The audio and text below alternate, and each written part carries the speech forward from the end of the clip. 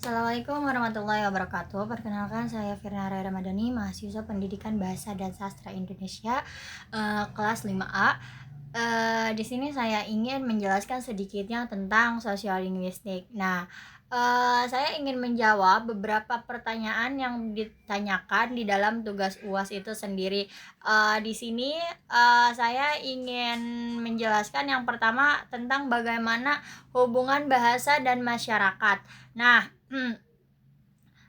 dalam sosiolinguistik, hubungan keduanya ini bersifat korelatif atau interaktif, di mana bahasa ini bukan sekadar alat komunikasi, melainkan sebagai cermin struktur sosial. Mengapa tidak terpisahkan? Karena variasi bahasa ini muncul karena masyarakat tidak homogen, di mana faktor sosial seperti status ekonomi, pendidikan, usia, dan jenis kelamin ini menentukan bagaimana seseorang ini berbicara. Contohnya misalkan kayak seorang dokter, di mana dia akan berbicara menggunakan kosakata berbeda saat berbicara dengan sesama medis atau pasiennya dibandingkan dengan keluarganya. Ada juga jenis-jenis bahasa atau variasi bahasa. Nah, variasi bahasa ini dibagi menjadi dua kategori utama. Yang pertama variasi bahasa, misalkan ada juga variasi bahasa kayak misalkan contoh konkretnya itu ada dialek. Nah, berdasarkan penuturnya juga ada di sini keterkaitan siapa yang berbicara seperti dialek, sosiolek, idiolek. Nah, misalkan juga ada orang misalkan dari Sunda yang lebih sering menggunakan akhiran kayak g atau mungkin burung. Nah, itu masuknya ke dalam idiolek. Nah, di sini juga ada berdasarkan pemakaian terkait bidang penggunaan atau fungsinya fisiolek, register. Nah, penggunaan istilah rebur dalam basket atau inflasi dalam ekonomi. Yang ketiga yaitu sikap bahasa dan identitas sosial. Sikap bahasa adalah posisi mental atau perasaan positif atau negatif penutur terhadap suatu bahasa atau variasi bahasa. Misalkan mempertahankan jika masyarakat bangga dengan misalkan contohnya sikap positif terhadap bahasa daerahnya, maka mereka akan terus nih berbicara atau menggunakan bahasa tersebut di rumah, sehingga bahasa tersebut bisa dilestarikan atau bisa bertahan.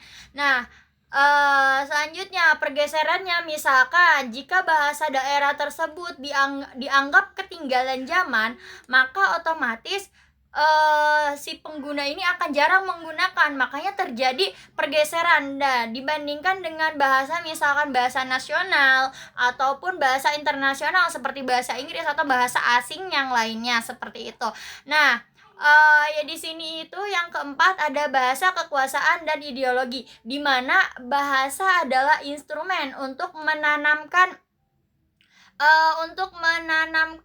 pengaruh dan mengontrol persepsi masyarakat itu sendiri, seperti contohnya dalam politik penggunaan eufemisme seperti kata penyesuaian harga untuk menggantikan kenaikan harga, bertujuan untuk meredam gejolak sosial.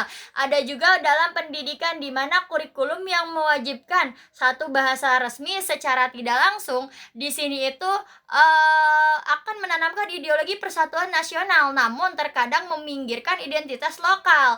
Yang kelima ada ranah pemakaian bahasa atau Fishman. Nah, Joshua Fishman ini mendefinisikan ranah domain bahasa sebagai konstelasi faktor sosial seperti lokasi, topik, dan partisipan yang menentukan pilihan bahasa.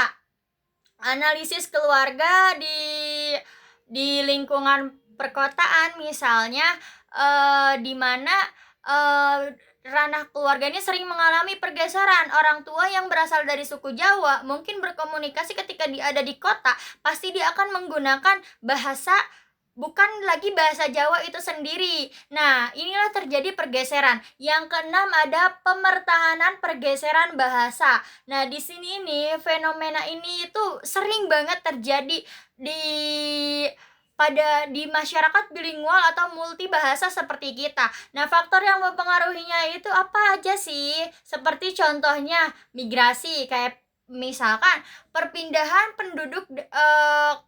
penduduk ke kota besar membuat bahasa ibu mereka itu ditinggalkan atau mungkin jarang dipakai, sehingga tidak kurangnya dipakai, dan dia mungkin kedepannya dia akan punah ketika dia tidak menggunakan bahasa itu dia sendiri, bahasa lokal dia sendiri. Yang kedua, ada dari ekonomi. Nah, bahasa ini dianggap memiliki nilai jual yang tinggi, seperti bahasa Inggris lebih diprioritaskan. Yang ketiga, ada kebijakan pemerintah, di mana penggunaan bahasa resmi di instalasi publik. Contoh nyatanya seperti di Indonesia, pergeseran bahasa-bahasa daerah di Maluku atau Papua yang mulai tergantikan oleh bahasa Melayu. Nah, bahasa Indonesia karena kebutuhan komunikasi antar suku yang tinggi di pasar perkantoran. Mungkin hanya itu saja yang dapat saya jawab untuk pada kesempatan kali ini. Saya ucapkan terima kasih. Mohon maaf atas banyak kekurangan. Saya akhiri. Wassalamualaikum warahmatullahi wabarakatuh. Bye.